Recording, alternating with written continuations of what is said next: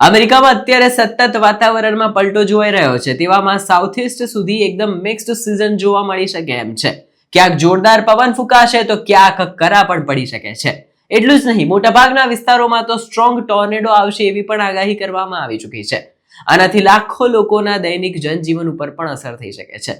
રવિવારના રોજ ઓક્લાહોમા અને ટેક્સાસમાં જોરદાર પવન વાવાઝોડું આવ્યું હતું અને વાતાવરણમાં પણ પલટો જોવા મળ્યો હતો. પરંતુ ત્યાંના હવામાન નિષ્ણાતોએ જણાવ્યું હતું કે રવિવારે જે મોસમનો મિજાજ હતો એ તો માત્ર ટ્રેલર હતું. આખું પિક્ચર તો સોમવારથી બુધવારની વચ્ચે જોવા મળશે. અમેરિકાના મેદાની પ્રદેશોમાં લો પ્રેશર સિસ્ટમ અત્યારે સક્રિય થશે, જે બુધવાર રાત સુધી રહેશે, જેના કારણે ત્યાં ગરમ અને ઠંડા હવાનું દબાણ સર્જાશે અને પછી વાવાઝોડું આવશે. આનાથી ભેજયુક્ત હવા અને ગરમ હવાને લીધે ક્યાંક મિશ્ર ઋતુ પણ અનુભવાશે. અમેરિકામાં આગામી 3 દિવસ સુધી પ્લેન્સથી સાઉથ વેસ્ટ વચ્ચે સ્ટ્રોંગ ટોર્નેડોનું પણ જોખમ રહેલું છે. આ સ્થિતિ સોમવાર રાતથી શરૂ થશે અને બુધવાર રાત સુધી રહેશે. ઘણા વિસ્તારોમાં વરસાદની સાથે કરા પણ પડી શકે છે.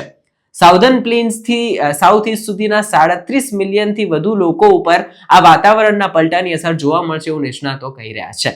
ઉલ્લેખનીય છે કે મંગળવારે ઈસ્ટર્ન પોર્શન ઓફ ટેક્સાસ અને ઓક્લાહોમામાં વાતાવરણમાં ફેરફાર આવતો રહેશે. જો કે south Arkansas, north and mid Louisiana, પછી મિડ સાઉથ મિસિસિપીમાં 3.6 મિલિયનથી વધુ લોકોને એસપીસીના પોઈન્ટ આધારિત થંડરસ્ટોર્મ રિસ્ક સ્કેલમાં 5 માંથી 3rd લેવલની કહેવાય ને કે જે કેટેગરી છે એમાં આનું જોખમ રાખવામાં આવ્યું છે. હવામાન નિષ્ણાતોએ કહ્યું છે કે હજુ સુધી આનાથી કેટલું નુકસાન થશે ન કહી શકાય, પરંતુ આ વેધર સિસ્ટમ જે પ્રમાણે સક્રિય છે એના લીધે અમેરિકામાં ઉપરોક્ત વિસ્તારમાં ટોર્નેડોનું જોખમ તો રહેલું છે, જેથી સાવચેતી રાખવી જોઈએ.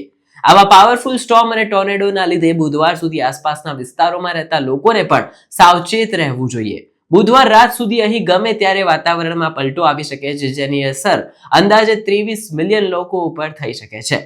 આની સાથે એસપીસીએ બેલ્ટિમોર, વોશિંગ્ટન, વર્જિનિયા બીચ અને નોફ્રોક, નોર્થ કેરોલિનામાં વિલ્મિંગ્ટન અને રેલે, સાઉથ કેરોલિનામાં મર્ટલ બીચ અને જોર્જિયાના કેટલાક શહેરોમાં લેવલ 2 નું જોખમ હોવાનું જણાવ્યું છે. એટલે કે ટોર્નેડો પણ ઘણી જગ્યાએ આવશે તો લોકોને સાવચેત રહેવાની અપીલ કરાઈ છે. બીજી બાજુ અમેરિકામાં વરસાદની સાથે કરા પડવાની જે સંભાવના છે એને લઈને પણ એક કહેવાય ને કે લોકોને આગાહી કરીને ચેતવી દીધા છે.